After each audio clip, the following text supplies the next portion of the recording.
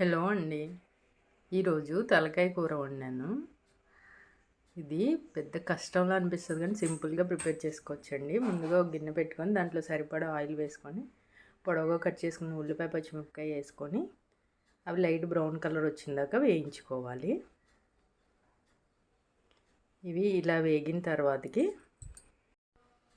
ఒక స్పూన్ అల్లం వెల్లుల్లి పేస్ట్ వేసుకోవాలి. ఇది కూడా పచ్చివాసన పోయిందాక వేయించుకోవాలి. కొంచెం పసుపు కూడా వేసుకోవాలి. ఇలా పసుపు వేసుకున్నాక మనం ముందుగా నీట్గా కడిగి పెట్టుకున్న తలకాయ మాంసాన్ని వేసుకోవాలి. దాంట్లో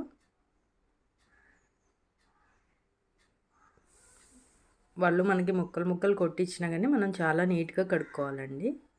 దాంట్లో రుచికి సరిపడా సాల్ట్ వేసుకొని లేదా కల్లుప్పు అయినా వేసుకొని బాగా వేయించుకోవాలి. ఇలా ఒకసారి అంతా వేయించుకున్నాక మూత పెట్టేసి ఒక 10 నిమిషాలు ఉడకనివ్వాలి. 10 నిమిషాలు ఉడికిన తర్వాతకి దీంట్లో మనకి కావాల్సినంత నీళ్లు పోసుకోవాలి. అంటే మనం ఈ కూర చారుగా ఉంటుందన్నమాట, అందుకని కొంచెం నీళ్ళు ఎక్కువే పడతాయి. ఇలా ఒక 10 నిమిషాలు ఉడికిన తర్వాతకి మనకి ఎంత కారం కావాలో అంత వేసుకుంటే సరిపోతుంది.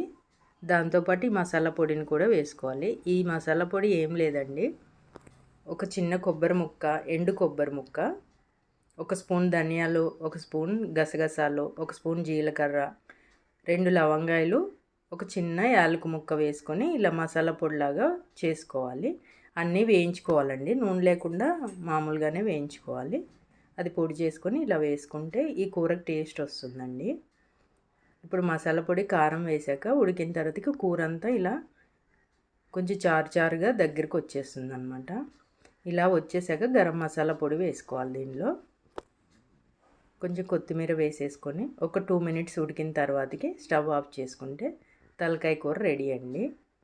ఇది కావాలంటే ఇంకా దగ్గర కూడా వండుకోవచ్చండి. మేము ఇంట్లో కొంచెం చారుగా తింటాం కాబట్టి ఇలా ఉంచాను. ఇది అన్నంలోకి కానీ పరోటాలోకి కానీ చపాతీ పుల్కా వేటిలోకైనా బాగుంటుందండి. ఇది హెల్దీ కూడా అంటారు. ఈ రెసిపీ నచ్చితే తప్పకుండా ట్రై చేయండి.